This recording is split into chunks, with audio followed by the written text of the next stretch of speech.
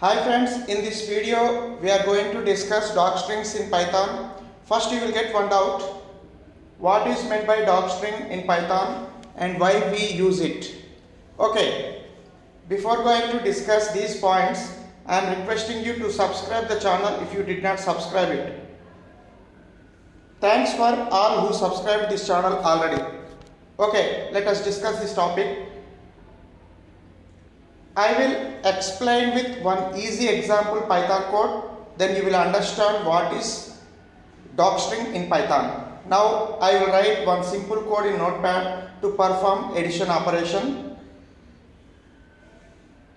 I am defining one function add with parameters n1 and n2 and I am using print method to perform addition operation of two variables n1 and n2 and calling the add function with arguments 2 and 3.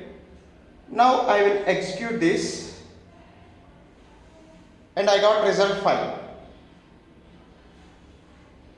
Now I want to add some documentation inside function to understand the code. We can see how it would be if I write documentation.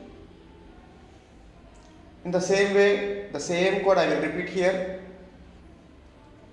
But inside function add, I am adding one documentation. This program is to perform addition operation inside triple quotes. Again I am executing. I got same result. Here string added inside function ignored while executing the code. This is nothing but a docstring. A docstring represents the documentation for a piece of code. Docstrings provide documentation about functions, classes and modules. We can say definition of docstring in another way.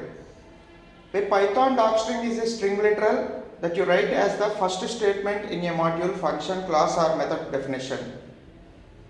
In Python, you can access a docstring using the _doc__ attribute of the object. Till now, already we have discussed how to add docstring in the function. Now I will explain how to access docstring. We can write same code here. We are defining the function add with arguments, with parameters n1 and n2 and I am adding docstring. The same code will be repeated here. But now I am adding one more statement to access docstring and want to print in the output. Print of add dot_doc_. So now you will see the output, the result of addition and docstring also. In this video we have discussed how to insert docstring in a function and how to access docstring and display an output. Thank you all. Please keep watching all the videos without fail. Have a nice day.